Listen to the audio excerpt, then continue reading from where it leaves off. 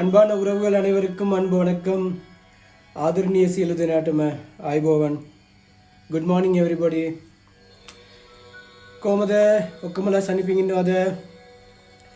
මම එමදාම කියනවා වගේ මේ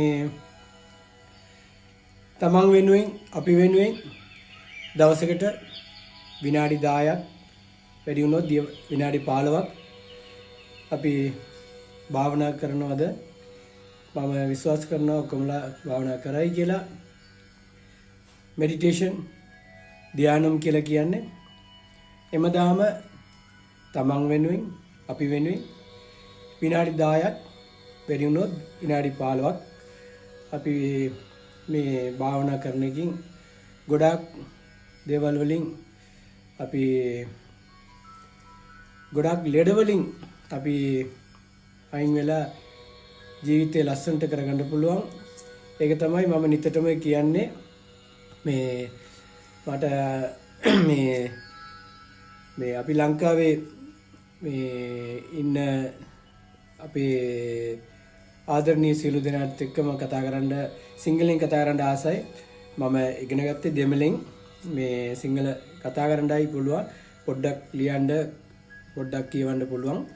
මේ වැඩි සිංහල දන්න නමුත් වචන මොනවාරි වැරදක් තිබ්බොත් සමා වෙන්න. මේ කියන්නේ මේ භාවනා කරන්න ධ්‍යාන කරන්න කියලා කියන්නේ මොකද අපි සියලු දෙනාම එකින් එක සම්බන්ධයක් තියෙනවා. ඒ සම්බන්ධ ආදරෙත් එක්ක බැඳිලා මේ ආගමත් එක්ක මේ රට භාෂාව මේ අපේ ජීවිතේත් එක්ක ගොඩාක් දේවල් සම්බන්ධ වෙලා තියෙන්නේ. අපි ඒ ආදරෙන් මේ නමුත් මේ ඩෙවලොප් කන්ට්‍රි කියලා කියන මේ දියුණු රටවල් ලොක්කෝ කියන ලොකු රටවල් මේ මම දන්න තරම් ගොඩාක් කාලෙක ඉඳලා මේ වෙන් කරලා වෙනස්කම පෙන්නලා මේ මිනිස්සුව මේ වෙන් කරලා තමයි පාලනය කරන්න පුරුදු වෙලා තියෙන්නේ. කොච්චර වෙන් කරොත් සෝබා ධර්මයේ කියන්නේ එක වෙලා එකතුවක්.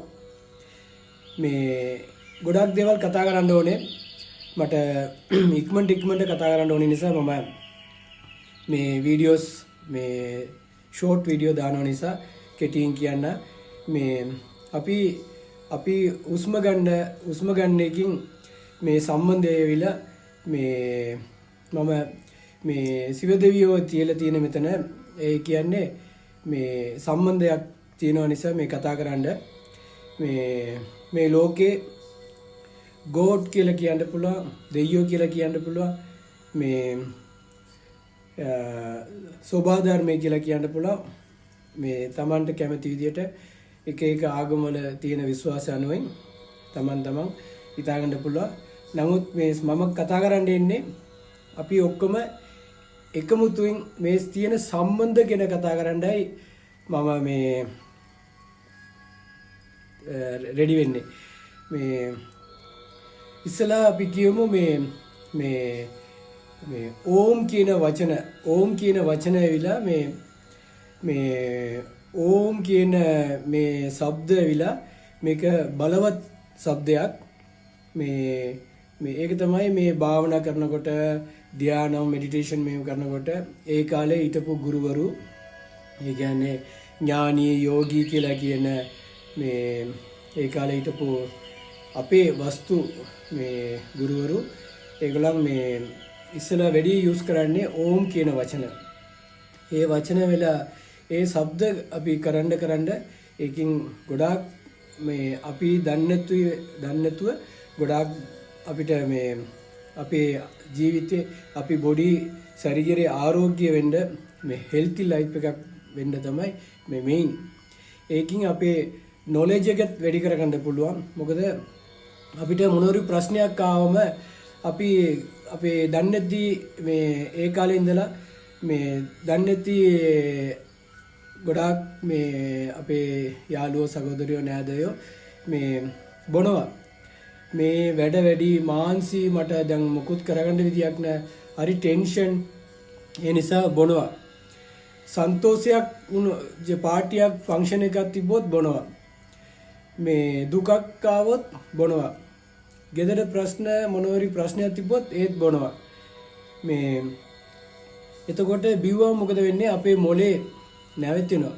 අපේ මොලේ બ્લોක් වෙනවා. બ્લોක් වෙලා එතකොට අපි හිතනවා මේ රිලැක්ස් දැන් හොඳයි. ඒ මොකද අපි මේ වගේ මේ ගොඩක් මේ මිනිස්සු කරන වැරදි තමයි මෙහෙම බිව්වම එතකොට මේ ප්‍රශ්න ඉවරයි කියලා හිතනවා. ඒක නෙමෙයි.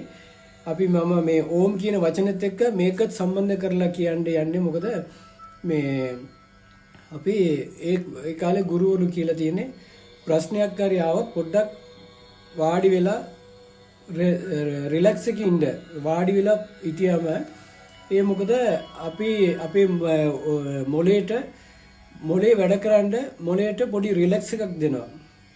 ඒ රිලැක්ස් එකක් දුන්නාම අපිට මේ ප්‍රශ්න මොලේ ඉතලා කල්පනා කරලා මේකට විසඳුමක් මේකට ප්‍රශ්නය මොනවාරි ප්‍රශ්නයක් තිබ්බොත් මේකට විසඳුමක් හොයාගන්න මොලේ අපිට අනිවාර්යයෙන් මේක ප්‍රශ්නයකට උත්තරේ හොයලා දෙනවා.